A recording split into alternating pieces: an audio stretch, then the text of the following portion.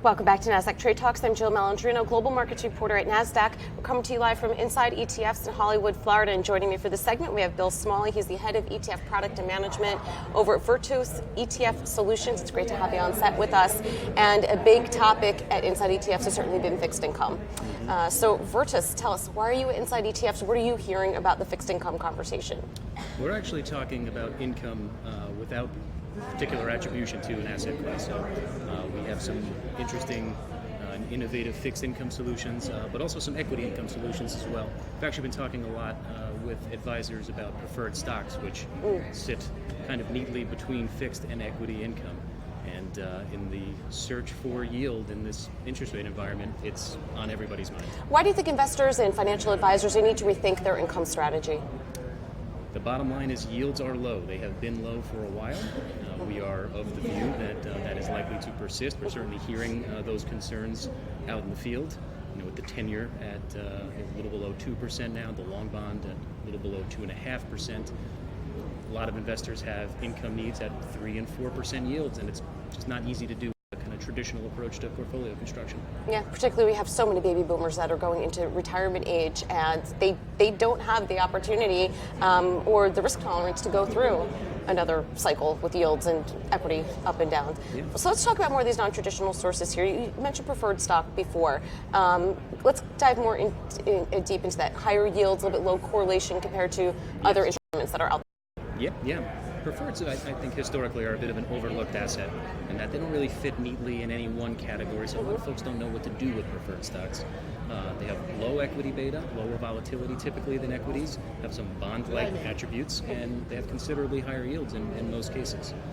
From our vantage point, it's also an area where we can add something a little extra with some of the managers with whom we work on the ETF side. So we think preferreds is an area in particular where you need to think beyond kind of traditional benchmarks and maybe look more towards strategies either managed by an expert in the field, such as our partner InfraCap, or perhaps using index-based products that consider things like call premiums with preferreds. A lot of little nuances that are hard to capture in a classic benchmark.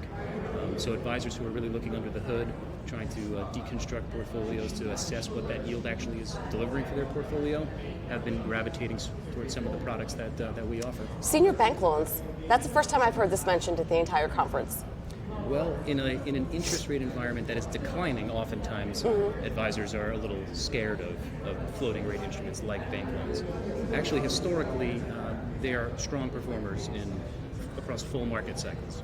And depending on how the yield curve is looking, they could be a really compelling investment, we think, particularly alongside another perhaps a couple of non-traditional income strategies such as preferreds. Yeah. If you don't want to take an interest rate bet directionally, we counsel diversifying across different product types. And if you go even a little bit more alternative, you have a couple of ETFs that have involved private credit and also real estate.